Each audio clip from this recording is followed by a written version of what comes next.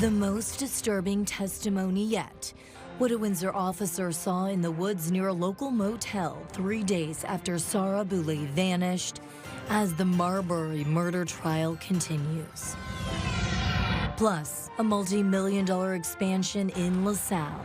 Demand actually, drove this investment. Growing demand is fueling new jobs, more space, and a $500,000 investment from the province. And Windsor Essex reflects. The rights of Indigenous people across Canada, everywhere in Canada, should be respected. Marking National Day for Truth and Reconciliation to honor the legacy of residential schools.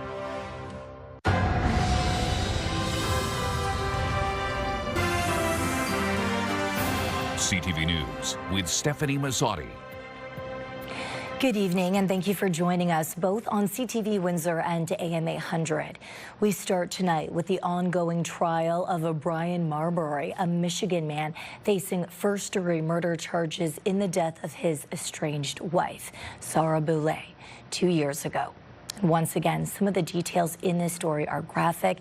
CTV's Sanjay Mar was in court today and has the latest for us tonight. Yes, Stephanie, this was a day of very disturbing testimony inside Windsor Superior Court as the jury heard how the body of 36-year-old Sarah Boulay was found, what forensic experts uncovered on key pieces of evidence, as well as how the accused, 47-year-old Brian Marbury, was taken into custody back in 2023.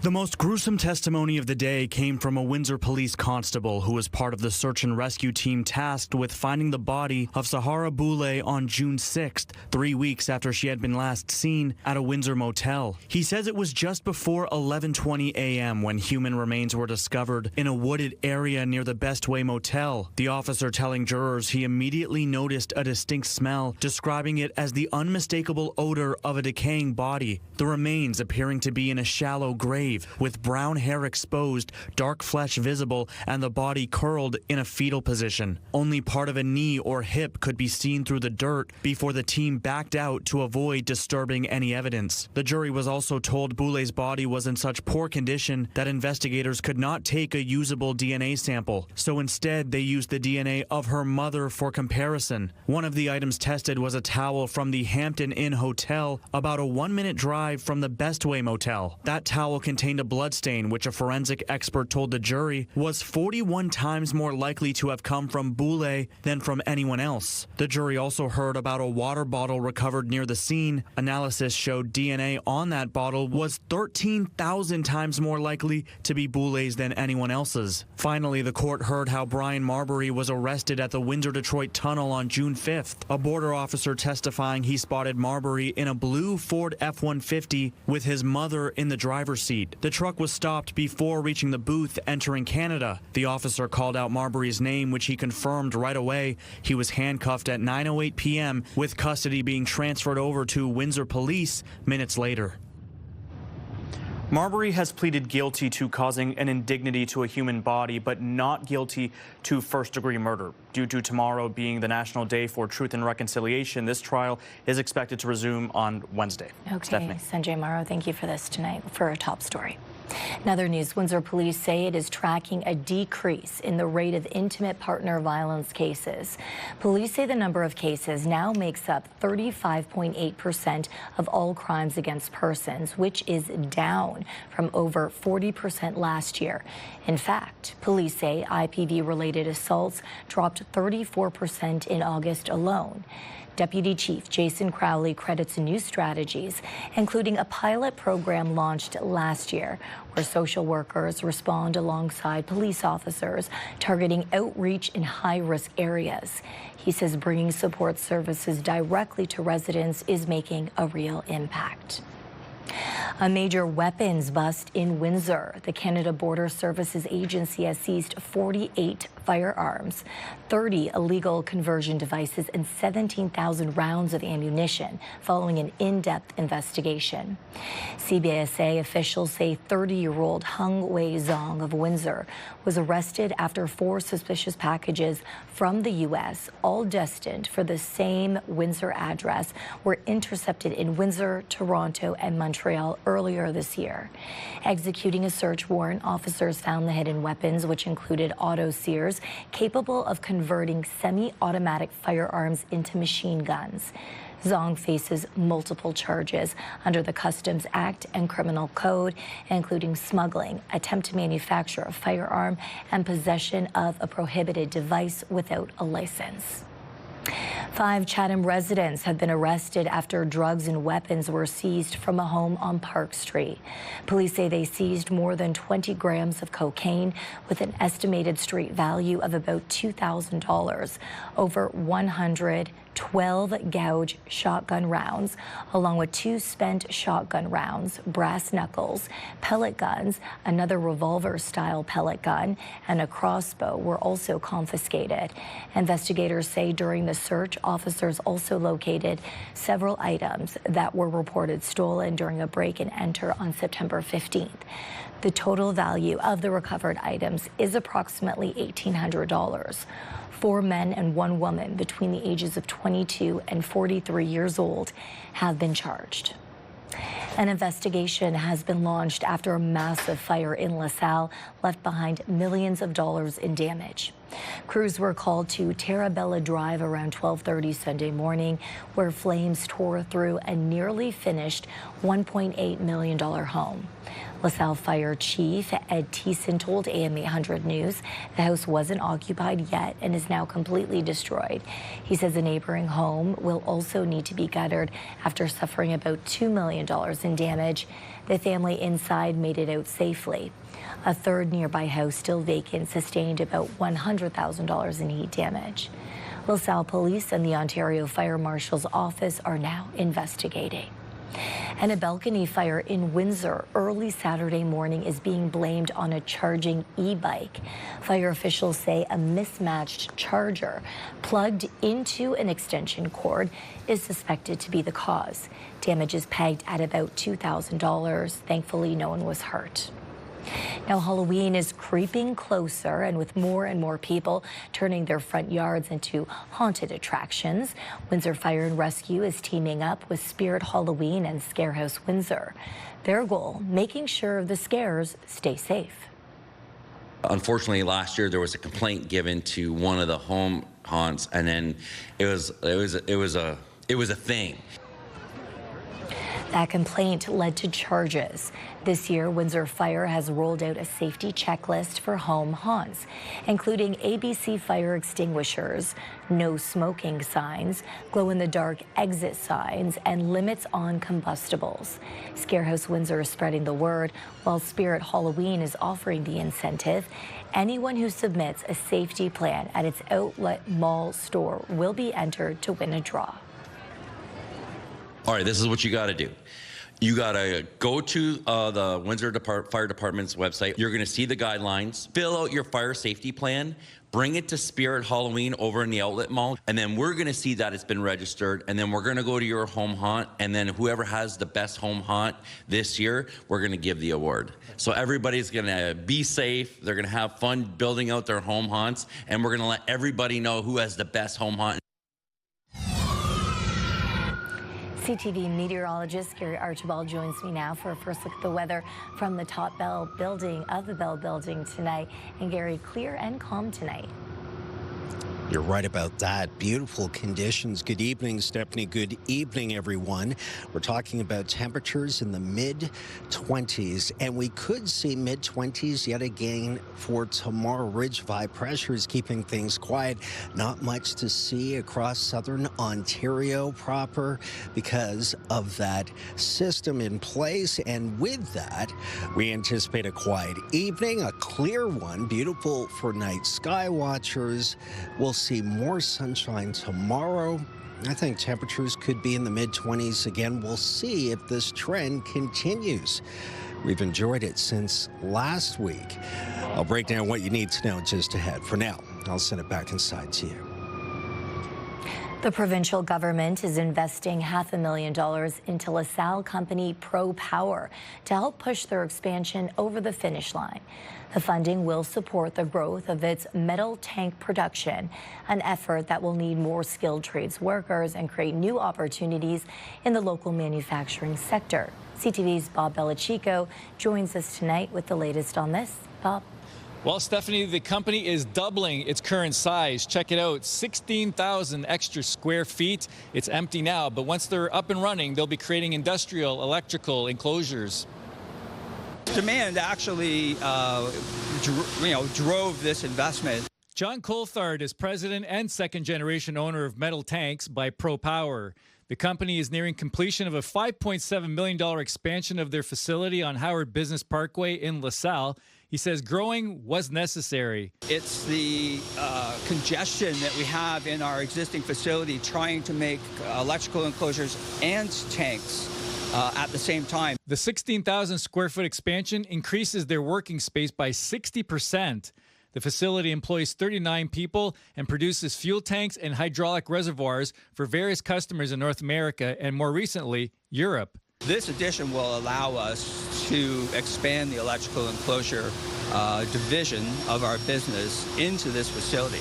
The timeline allows ProPower to expand and roll out their biodiesel-compatible fuel tanks for the refrigeration business in 2026. That's going to be another thing that we need space in the old facility for the production of those products.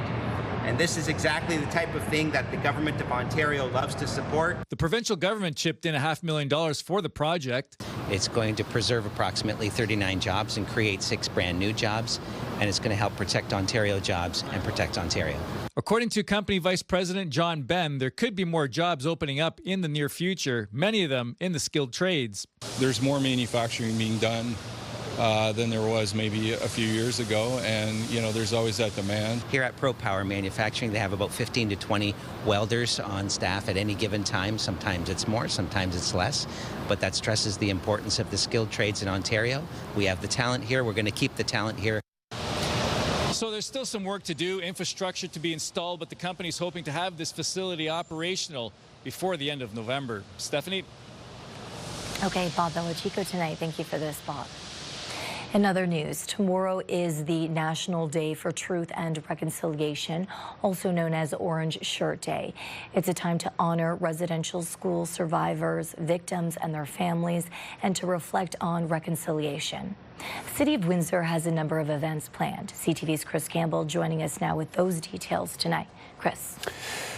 That's right, Stephanie. Windsor will be marking the day in several ways, from City Hall to museums to the Ojibwe Nature Centre. It's an opportunity for residents to reflect, learn, and remember. City Hall will be lit orange this week, and the Every Child Matters flag will fly outside from today to October 1st. And we do want to make sure that every year we raise awareness in our staff and give them opportunities to experience different things and people's connection with it, local to our community. Transit Windsor buses will display orange ribbons. Head signs will read Every Child Matters, and operators will share the message by wearing ribbons. At the Chimchuck Museum, admission will be free Tuesday, with a final chance to see the Witness Blanket exhibit, a powerful piece recognizing the legacy of residential schools. It is very moving when you see it in person, so by all means take advantage of the opportunity. Art Windsor Essex will also offer free admission with special programming and displays created in partnership with local schools. The rights of Indigenous people across Canada, everywhere in Canada, should be respected, and they should be treated much better than they have been, certainly with the residential school scandal. Since 1831, more than 150,000 children were taken from their families and put into government-funded and church-run schools. The intent to separate the children from their families and cultures. Many never returned home. It's something that we cannot forget and not realize that was part of our past. That is part of our dark side of our history. In Tecumseh today, politicians and community members gathered for the Orange Shirt Day Memorial Walk. We can't hide the past. We can try to circumvent it, but you can't hide the past, and it's an opportunity for us to reconcile with the past and let the truth be told. The Ojibwe Nature Centre will host a community walk and gathering Tuesday morning, complete with drumming and a community breakfast. And while Windsor Public Library branches will be closed tomorrow, Indigenous-focused activities will be offered throughout the month of September. The National Day for Truth and Reconciliation is marked each year on September 30th, a date chosen because it falls during the time of year when Indigenous children were taken from their homes and placed in residential schools. City officials say the goal of this day is awareness, education, and most importantly, reconciliation. Stephanie? Okay, Chris, thank you for this tonight. So this does take us to our question of the day. Do you believe Canada has made sufficient progress towards reconciliation with Indigenous people?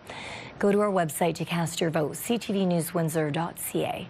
On Friday, we asked if you agree with the government wanting to phase out door-to-door mail delivery. A record 4,400 people answered. 58% say no. Tecumseh is rolling out new rules to improve safety and conduct at its arena and recreation complex. Concerns raised over the years include unsupervised youth, disrespect towards staff and volunteers, hallway congestion, and unsafe warm-up activities. New guidelines prohibit balls and pucks indoors, limit music volume in dressing rooms, and emphasize proper supervision. Panic buttons have also been added for staff safety, and the town says the OPP will be called if issues escalate, especially regarding unauthorized alcohol consumption. The rules will also be implemented at the Maidstone and St. Clair Beach centers. The full list of guidelines will be posted online and displayed at the facilities. Now, we also want to hear from you. Do you have a comment or a question, an idea for a great story? Please text us at 10400. Deadly church attacks still ahead on Windsor's news leader. Fire and recovery teams search the burned out remains of the Michigan church for answers. Canadian-made trucks are the next victims of Trump's tariffs. When we return, what it means for manufacturers on both sides of the border. We learned more today about the shooting death of a Canadian man killed while on a golf trip in Wisconsin. CTV's John Venevali Rao was in court when a DoorDash driver, the man charged with first-degree reckless homicide, made a court appearance.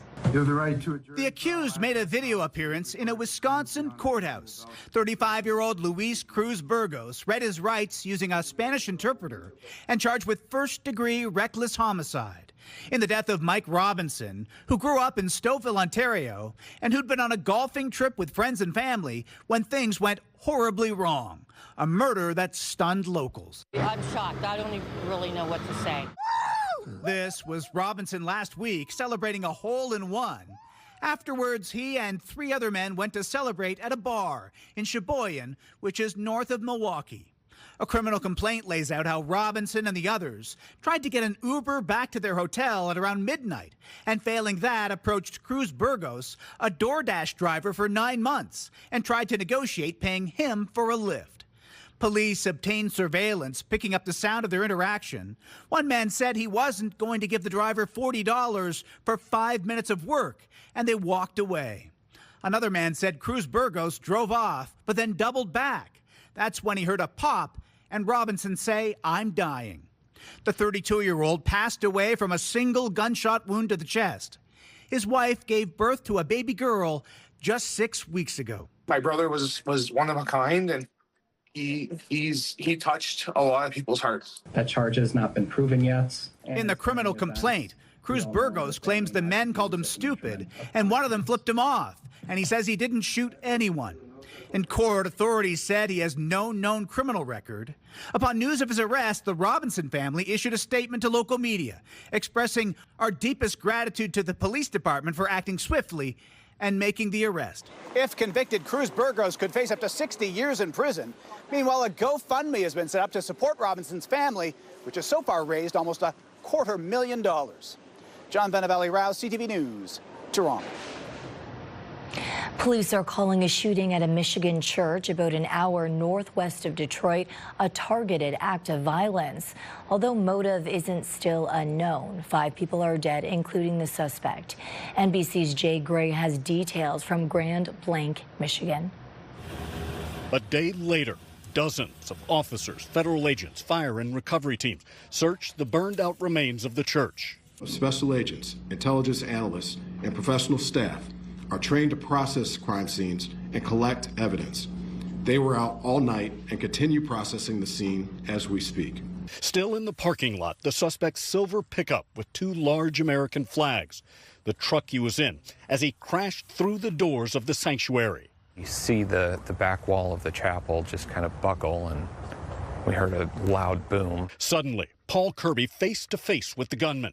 I am extremely lucky to be alive because of how close he got to me, and the 2 people who went out in front of me were shot. 4 worshipers murdered, 8 injured. The suspect killed in a shootout with police. Investigators collecting evidence here at the scene and at the suspect's home, already conducting more than 100 interviews, but apparently no closer to a motive, though the Grand Blanc police chief says he has identified one factor in the attack. Evil. This was an evil act of violence. Violence. It's devastating. It's so bad. That has forever changed this community. Jay Gray, NBC News, Grand Blanc, Michigan. Now to an incident caught on video. A United States Customs and Border agent appearing to shout at an Ontario driver, telling them to never come back to the U.S. again.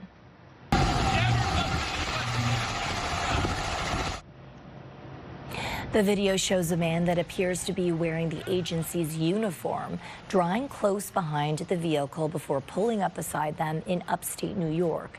The U.S. Border Agency has not confirmed if the man in the video is an employee, but says it is investigating the incident.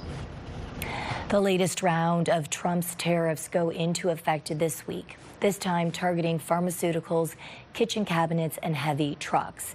It's yet another blow to the hardhit auto industry. CTV's Colton Prail reports those in the industry are pushing back. For months, Donald Trump's tariffs have targeted what's inside trucks like these. But soon, it'll be the trucks themselves facing tariffs. The U.S. president says beginning Wednesday, medium and heavy-duty trucks will face 25% tariffs. But the White House has yet to specify what's impacted. I don't know how it's going to affect our existing customers because we still have a couple trucks to deliver. And I'm not sure how those tariffs are going to affect it. The federal government says Canada exports over $3 billion of medium and heavy-duty trucks to the United States. And what exactly is tariffed could change where the impacts are felt. Trucks could be fire trucks, could be buses. And so we'll get a sense of whether this affects Ontario or Manitoba and Ontario, or Manitoba, Ontario, and Quebec. Edison Motors is a new truck manufacturer in British Columbia, which focuses on electric trucks. They say American interest has been high, even selling to the U.S. government. But the proposed new tariffs mean now they're looking elsewhere for buyers. I would rather focus on the Canadian, Australian market. Until the U.S. has a little bit more stable government, I'm going to be a Canadian manufacturer. Trump's new tariffs, like those on autos, steel, and aluminum, use national security legislation as their justification.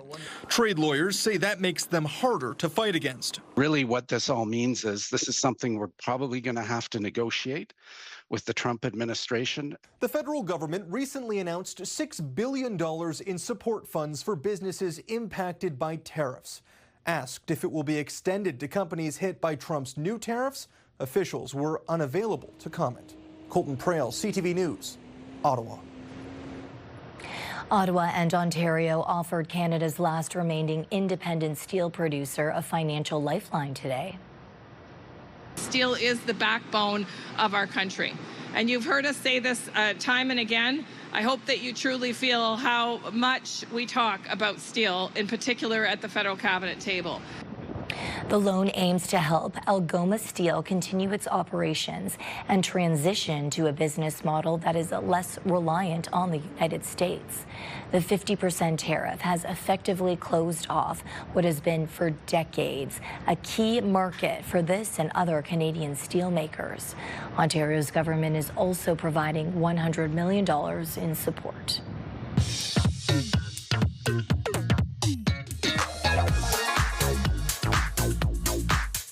Hi, my name is Jason Peffer. I'm business manager and financial secretary of UA Local 527, Southwestern Ontario. There are plenty of opportunities right now in the trades with Local 527 members working at Bruce Nuclear Power Facility, the Nexstar battery plant in Windsor, the Gordie Howe Bridge in Windsor, the mega hospital to be built in the Windsor region. Our members are working on everything from the underground plumbing and water lines to the heating and cooling and process work required in the auto industry, right up to the life-saving isotopes that are being produced at the Bruce Nuclear Power Facility. There are many opportunities for our members to work locally, but as a union member, you have the opportunity to travel and work interprovincially throughout Canada and even the United States. If you're looking to learn more about the pipe trades, go to ua527.com. The Trades, brought to you by UA Local 527.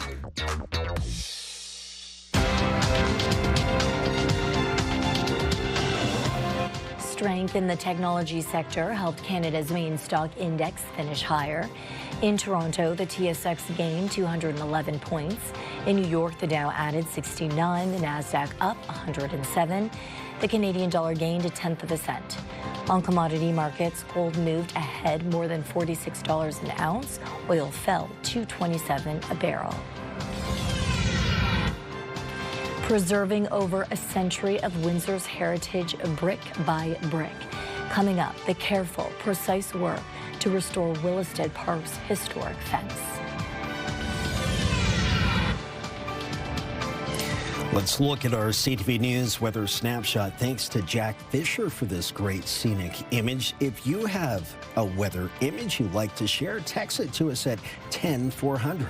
We'll talk sunshine and temperatures. Could it continue for the rest of the week? It's coming up next on CTV News Windsor.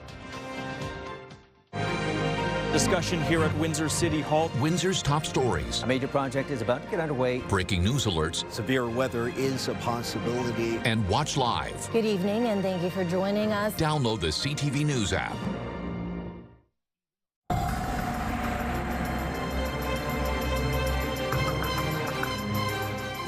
Another day of summer-like weather. Gary joins me again for an extended look at the weather. Gary. A beautiful blue sky there, and air quality has been great. A light breeze. It's been comfortably warm and above seasonal yet again as forecast. The continuation of this ridge of high pressure providing this very pleasant early fall weather across the region. We were warm and sunny through the weekend, and we got close to 27 today. Imagine that. Our average is closer to 20 degrees Celsius for a daytime high. There's not much to see here. Air quality, as mentioned, is good. It's in that low category. It's between 2 and 3 on a scale of 1 to 10. The lower the number, the better the air quality. We're holding at 25 degrees Celsius, mostly clear in Chatham-Kent. That's 77 degrees Fahrenheit. A bit warmer, just a touch, 79 or 26 in Windsor, Essex. Much of southern Ontario is enjoying mid-20s today under mostly clear conditions. The prairies are warming up. Northern Ontario is almost as warm as it is here in southern Ontario. Thunder Bay at 24, mixture of sun and cloud, and Toronto's at 25. We're slightly warmer. This system that's riding up the coast and getting close, but will veer towards Bermuda, is Tropical Storm Imelda. It's going to stay at bay because the ridge of high pressure that's in place over us will eventually help to steer it over the ocean and stay clear of the Atlantic coastline. That's good news. The worst case scenario for us tonight is it just gets a bit cooler. Clear sky right now through to midnight. By the way, 8 o'clock, we're still close to 20 degrees Celsius under a clear sky. Winds are calm through the midnight hour and into tomorrow morning. At midnight, 14, we might get down to 11 degrees Celsius just before dawn. So it's been cooler, and that would be seasonal for this time of the year. Let's take a look at our Enercare 7-day forecast. Tomorrow, Truth and Reconciliation. Some of us will be obviously adhering to that with the holiday. The symbol of sunshine dominates this 7-day forecast. The temperatures cool off beyond Tuesday, low 20s, and then marching up into the upper 20s as we head towards Friday, Saturday, Sunday of next week. It is going to be a very sunny next 7 days. Lifetime, brought to you by Safeguard Medical Alert Systems. Seniors, long-term care residents, hospital staff, and patients across Ontario will be able to get their flu shots starting this week. Vaccination will open to everyone else on October 27th. The Lung Health Foundation says young children, seniors, people with asthma, and chronic obstructive pulmonary disease are at especially high risk of severe illness from the flu. Dozens gathered in Windsor Saturday as part of a province-wide protest against what organizers call the privatization of healthcare.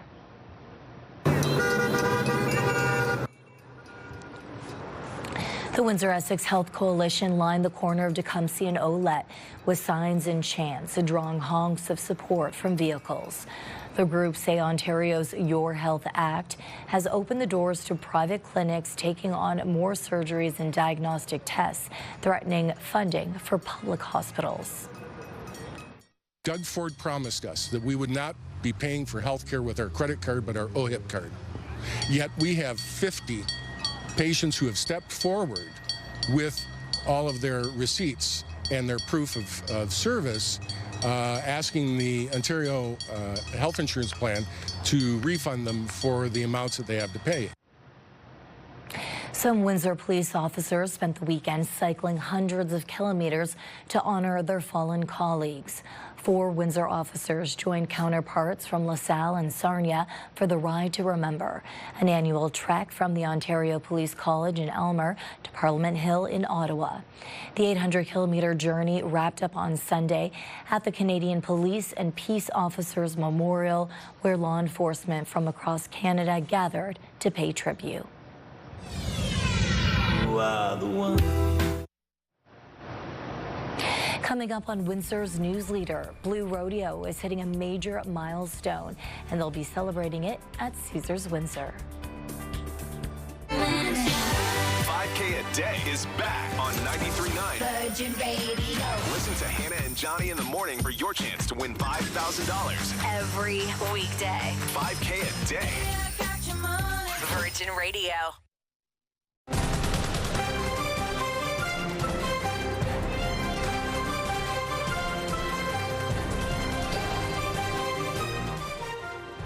We have an update on the broken arena glass that startled the London Knights bench during the OHL season opener at the WFCU Centre.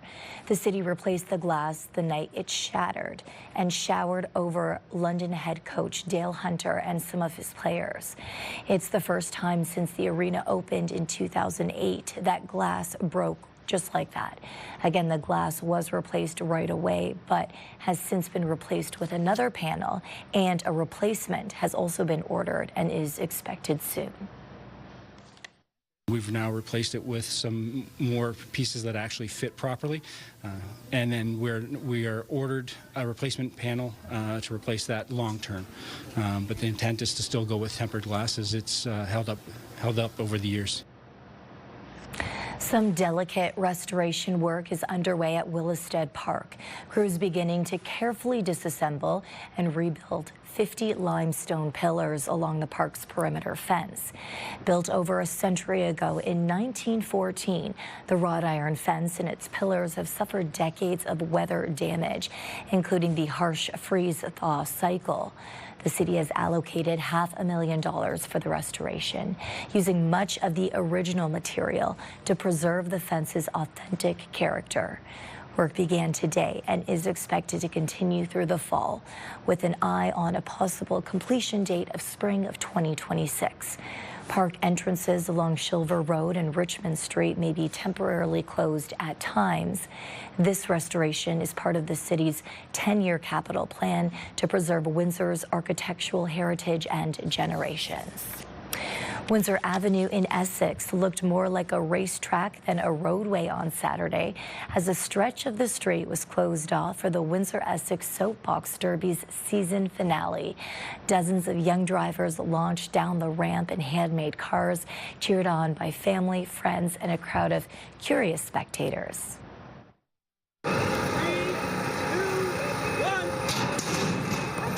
It feels like you're in an airplane with no roof and you're just flying at like 22 miles per hour.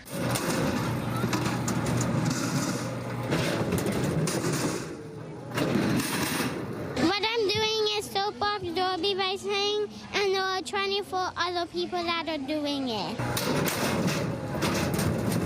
This is our 4-race series, our final event of the season, and this is our Essex Soapbox Derby and Family Picnic.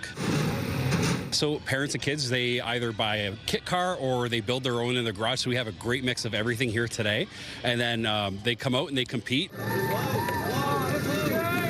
feel like I'm actually in a real race car.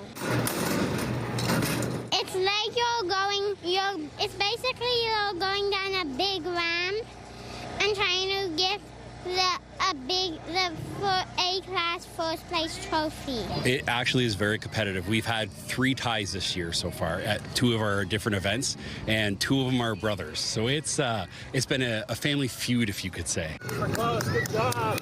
I would tell all my friends to just come out, come, play, drive.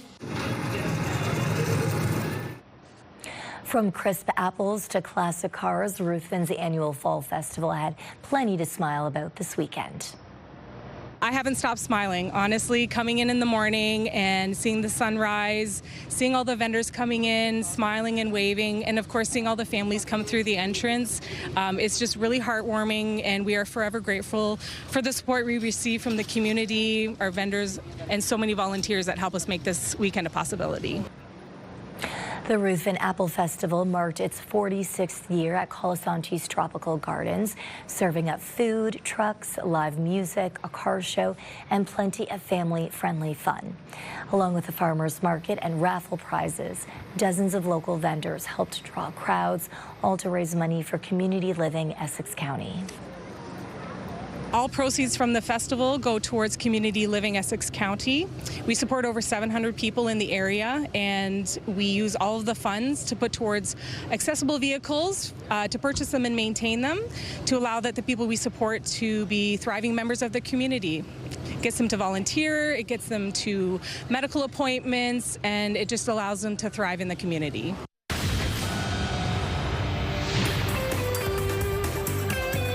The Super Bowl is set for February, but yesterday we learned who will be performing at the big game's halftime show.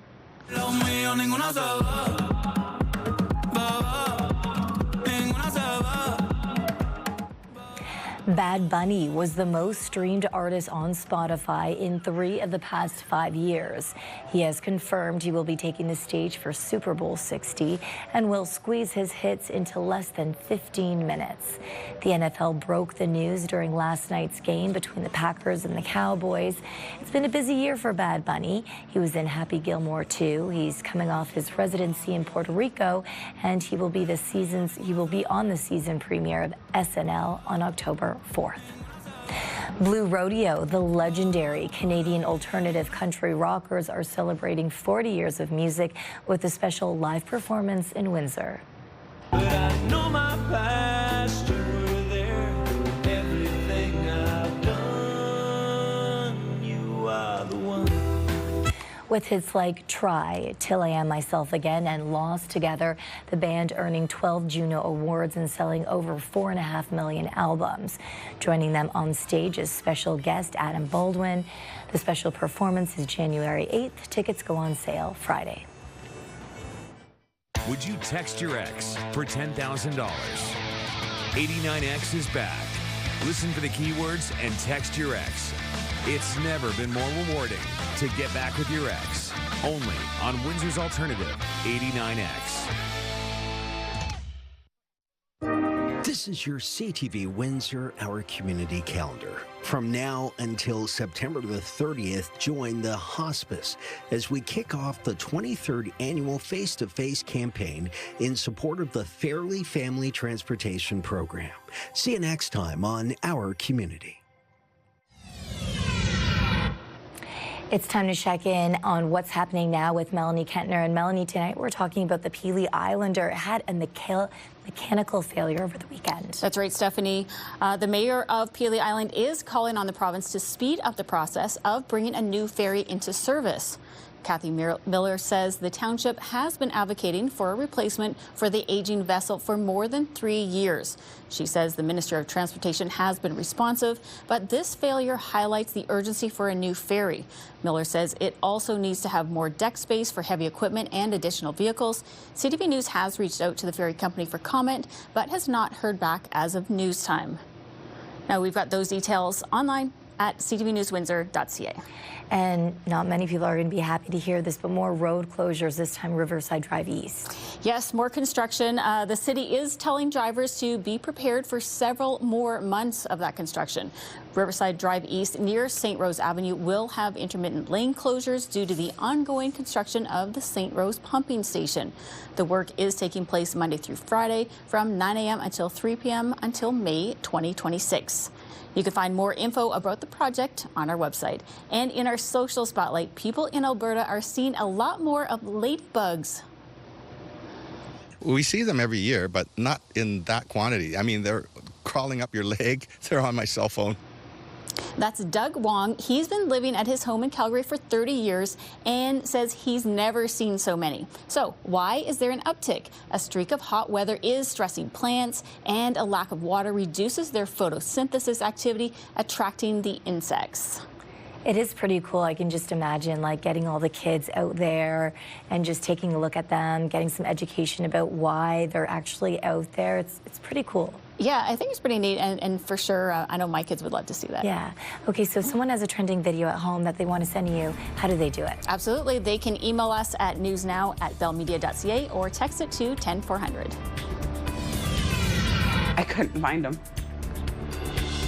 Lost on a road trip. When we return, Woody goes on a real-life Toy Story adventure.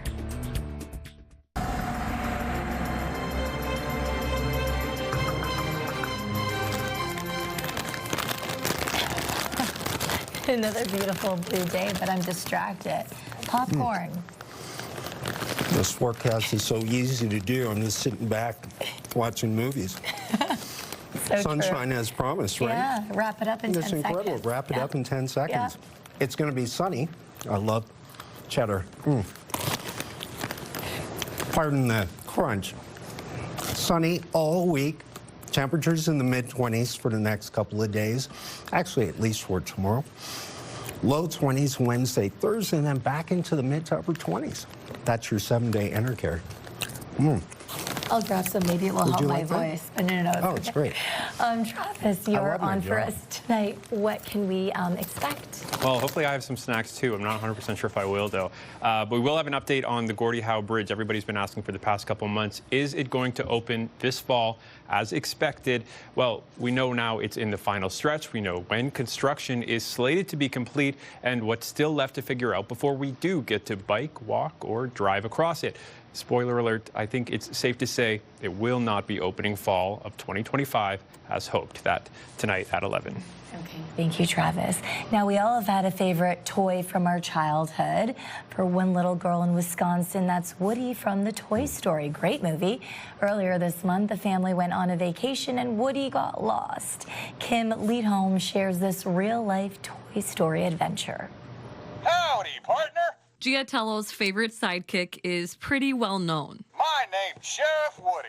And as her family would tell you, she takes him everywhere. We literally took him to Yellowstone. He went to Mount Rainier. He went to the Black Beach, Sand Beach in California. He went everywhere. But somewhere along the trip, I couldn't find him. Woody got lost. I reached out to local businesses. I reached out to news companies. So Gia's mom, Shauna, went online asking for help. Our post got shared so many times. Our neighbors at the San Marcos Discovery Center had seen Woody on his little solo adventure, you know, because he wanted to extend his vacation. And with their help, Woody went on an adventure all by himself. They took him inside, got him out of the Texas heat for a little bit, you know, let him relax, recover.